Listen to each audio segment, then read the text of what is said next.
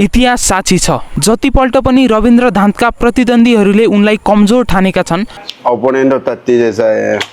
रविन्द्र धान्तले त्यतिपल्ट नै उनीहरूलाई धुलो चटाएर जवाफ दिएका छन्।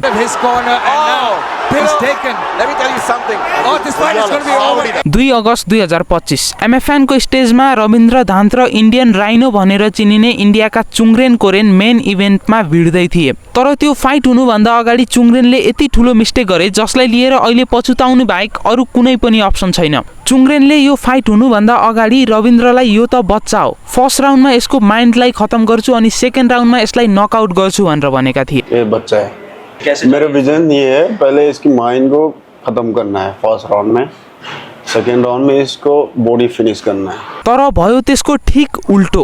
रविन्द्रले फर्स्ट राउन्डमा चुङ्ग्रेनको थोपडाको नक्सा बदलिदिए अनि थर्ड राउन्डमा नकआउट गरेर ढालिदिए।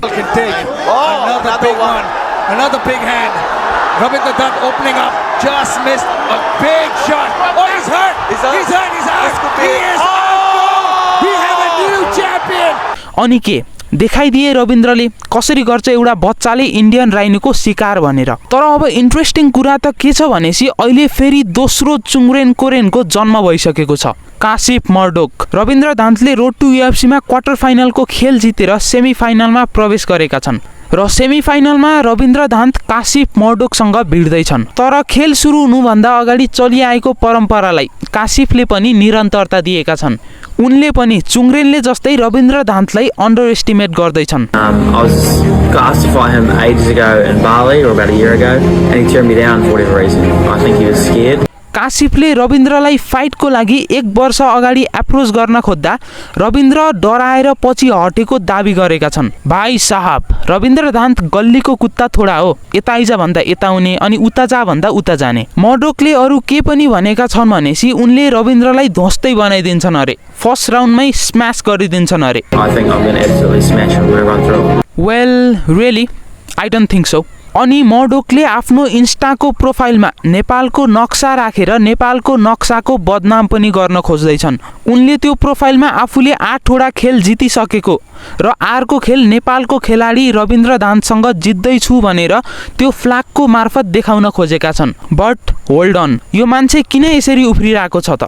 केही त कारण होला। यत्तिकै त गल्लीको कुकुर पनि उफ्रदैन, त्यसलाई पनि केही कारण चाहिन्छ।